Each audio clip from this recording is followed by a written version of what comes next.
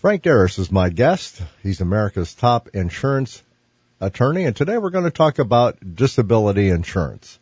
You got better than a third of a chance you're going to be involved in a disabling event, and most of the time, those disabilities happen outside the workplace. That has nothing to do with what you do for a living. Bobby Labonte, race car driver, NASCAR driver, who drives 200 miles an hour, is riding his bicycle in his neighborhood, hits an uneven pavement, goes over the top of his handlebars.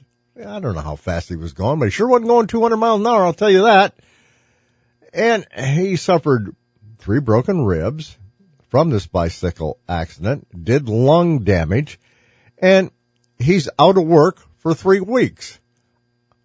That's a lot of money to a guy like Labonte, because you see, just showing up and qualifying for a race means a lot of money to those boys. But see, here again, this had nothing to do with what he does for a living. Just look around. My mediator this week, she showed up on day 1 with 4 bandages on her face. She looked like she had been punched or somebody was mad about last week's mediation. What happened? 3 weeks ago, she was riding her bike a mile from home. She slid down a ravine, and she was off work for 4 weeks.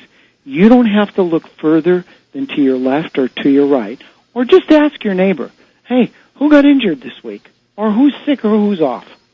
Most of us have some kind of insurance, many times provided by our employer. That's well and good if that happens in the workplace, but almost all of the disabling events happen outside the workplace. What kind of insurance do you have to cover that? Gary, we have 37 million Americans who are disabled today. 12% of the population. And of those 37 million, 18.5 million are disabled in their working years, which means 18 to 64. The kind of folks that I'm seeing don't have big stock portfolios, and they're not looking to their bond fund to be able to backfill a overdue 90-day foreclosure notice. No, and most people don't really understand if they do have a disability policy. They don't understand it. And why is that?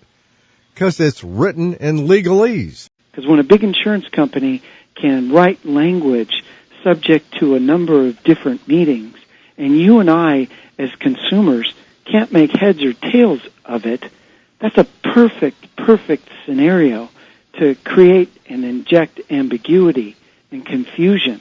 And those of us that are trying to make a claim when we're sick or injured and we need to put food on the table and gas in the car and keep the kids in school and the lights on, that's not the time for you and I to be confused about language in a disability policy that's supposed to protect us when we get sick or injured.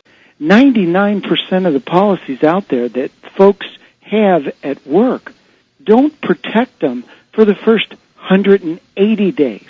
So 180 plus 30 and another 15 for them to find our address, that's 215 days or 8 months before you're going to see a check.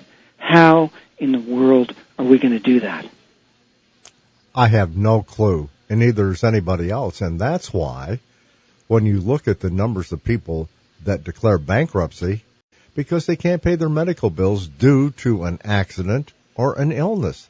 Long-term disability policy from work, I promise, is going to have what they call a self-report limitation.